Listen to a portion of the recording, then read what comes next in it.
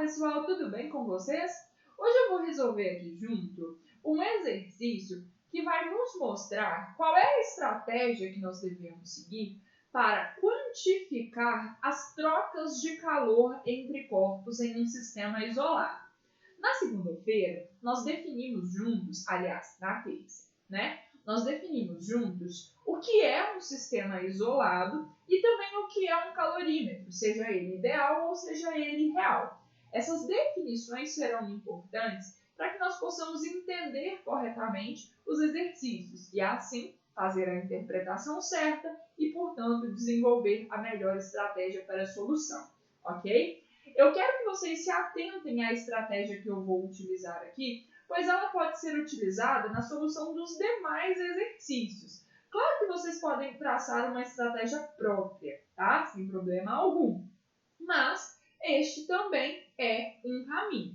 Nós vamos resolver juntos o exercício número 59 do capítulo de trocas de calor, calor sensível e calor latente. Aqui nós precisamos ficar muito atentos, porque nós não sabemos se haverá troca de calor sensível, troca de calor latente, se haverá aquecimento e também mudança de fase. Então é um problema bastante complexo, mas vai nos ajudar a entender os demais. Então peço por favor que vocês fiquem atentos à solução, ok? Vamos ao exercício. Ele diz o seguinte: o que ocorre no final quando misturamos gelo e água? Admitindo-se que a água e o gelo só troquem calor entre si e que a pressão atmosférica seja constante igual a 1 atm, a resposta a essa pergunta é: dependendo das massas de gelo e de água existentes inicialmente na mistura, na situação de equilíbrio térmico final, 5 situações distintas poderão ocorrer. Primeiro, poderá existir apenas a presença exclusiva de gelo abaixo de 0 graus Celsius, presença exclusiva de gelo a 0 graus Celsius, uma mistura de água e gelo a 0 graus Celsius, depois a presença exclusiva de água a 0 graus Celsius e, por fim, a presença de água exclusivamente, acima de 0 graus Celsius. Considere, então, que sejam misturados 400 gramas de gelo a menos 10 graus Celsius, com 600 gramas de água a 20 graus Celsius, de modo a constituírem um sistema termicamente isolado, sob pressão atmosférica normal de 1 atm. Dados: calor específico do gelo igual a meio, calor latente de fusão do gelo igual a 80, calor específico da água igual a 1 caloria por grama em graus Celsius e calor específico latente de solidificação da água igual a menos 80 calorias por grama.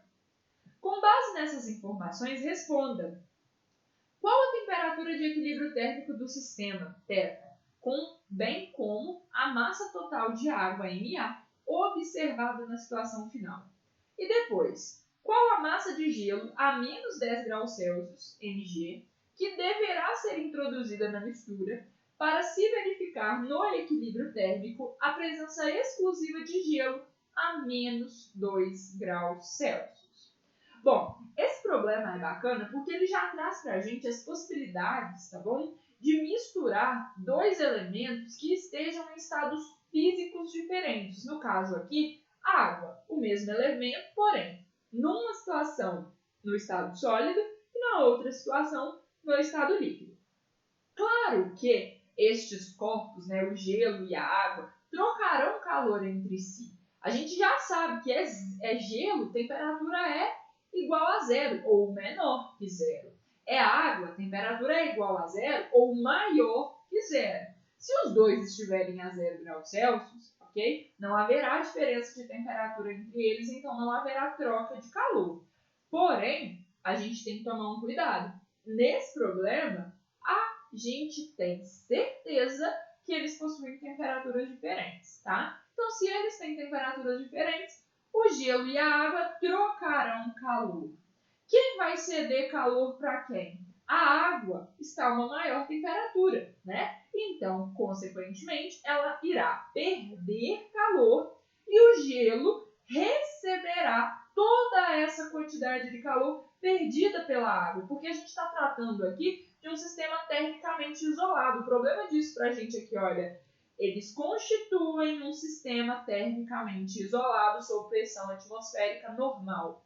Por que o problema traz para a gente essa informação? Que a pressão atmosférica é normal de uma TM. Porque é o seguinte, a temperatura de fusão e ebulição dependem da pressão atmosférica. Elas podem mudar conforme a atmosfera, né, conforme a pressão atmosférica varia. Então, é por isso, né, que em altitudes a água ferve em uma temperatura diferente de 100 graus Celsius. Então, o que o problema está trazendo aqui para a gente é, olha, eu quero que você considere que nessa situação a temperatura de fusão da água é zero, do gelo é zero, ok? E de ebulição, nesse caso, né?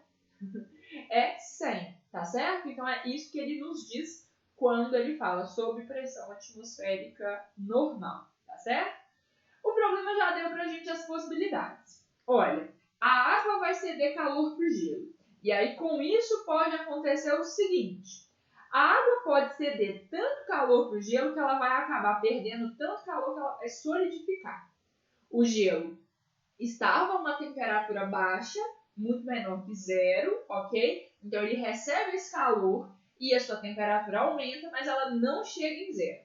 Então ele não funde, beleza? Só que a água perde calor suficiente para ela atingir 0 graus Celsius e continua perdendo calor. Porque se a água atingiu zero, mas o gelo está lá a menos 10, ainda tem diferença de temperatura. Então a água continua cedendo calor para o gelo, só que agora ela vai solidificar. Se ela perder ainda mais calor. Então é isso que acontece na primeira situação, na primeira possibilidade que o problema deu para a gente. Presença exclusiva de gelo abaixo de 0 graus Celsius. Por quê? Porque toda a água vai solidificar. É uma possibilidade, tá? Segunda possibilidade. Tem a presença exclusiva de gelo a 0 graus Celsius. Isso significa que a água perde calor, sua temperatura diminui, chega até zero. O gelo ganha essa quantidade de calor, ok? E ele aquece, tá? A água continua perdendo calor, ela chegou em zero, mas ainda tem uma diferença de temperatura entre o gelo e a água. A água está a zero, o gelo aqueceu, mas ainda está a menos 5, por exemplo, tá? Então tem essa diferença de temperatura, então eles continuam trocando calor. O que vai acontecer? A água vai solidificar. E aí ela perde calor enquanto solidifica. O gelo recebe essa quantidade de calor e atinge a temperatura de 0 graus Celsius. Então não há mais diferença de temperatura, toda a água solidificou, mas o gelo não começou a derreter, porque a água solidificando e atingindo a temperatura de 0 graus Celsius cedeu o calor ao gelo somente para ele chegar até a temperatura de 0 graus, ok? Então é uma segunda possibilidade. A terceira possibilidade é que ocorre uma mistura de gelo e água a 0 graus Celsius. Nessa situação, o que aconteceria? A água vai perder calor, o gelo vai ganhar calor. Então, a água perde, a sua temperatura diminui. O gelo recebe, a sua temperatura aumenta. Então, a água, né, perdeu calor, ok? Até uma certa quantidade. Imagine que ela estava lá a 50 graus Celsius, ela chegou a 10 graus Celsius. O gelo teve a sua temperatura elevada, chegou, por exemplo, a 0 graus Celsius. Então, está a água a 10, o gelo a 0. Tem diferença de temperatura. A água continua perdendo calor. Só que o gelo recebe essa quantidade de calor em forma de calor latente agora. Então, a água tem a sua temperatura reduzida enquanto ela está ali perdendo calor e o gelo começa a mudar de fase, tá certo? Só que a quantidade de calor transferida da água para o gelo em forma de calor latente não é suficiente para derreter todo o gelo. A água chega a zero, só que o gelo não derreteu todo. Então, o que vai acontecer? O gelo está a 0 graus Celsius, a água está a 0 graus Celsius. Não tem mais diferença de temperatura, ok? Então, eles param de trocar calor nesse momento. O gelo derreteu em partes, mas ele não derreteu totalmente. A água está a zero, o gelo continua a zero. É a terceira possibilidade, tá? A quarta possibilidade é a presença exclusiva de água a 0 graus Celsius. Nessa situação, o que acontece? A água perde calor. O gelo ganha essa quantidade de calor, ok? Então, no primeiro momento, se o gelo está a uma temperatura menor que 0, ele vai aquecer até 0. A água está lá, perdendo calor e sua temperatura diminuindo, ok? Só que aí chega um dado ponto que a água transferiu calor para o gelo, certo? O gelo atingiu 0 graus Celsius, a água consegue transferir mais calor para ele, que ele chegou a 0 e ela está lá, sei lá, a 25 graus Celsius, então ela consegue ainda transferir calor para o gelo. O gelo recebe essa quantidade de energia agora em forma de calor latente. Ele começa a derreter e a água começa a resfriar, ainda mais, ela continua a resfriar. Aí o que acontece? Toda a quantidade de calor transferida da água para o gelo, aquela que a água perde, faz com que a água chegue a 0 graus Celsius. E essa quantidade de calor foi suficiente para todo o gelo derreter.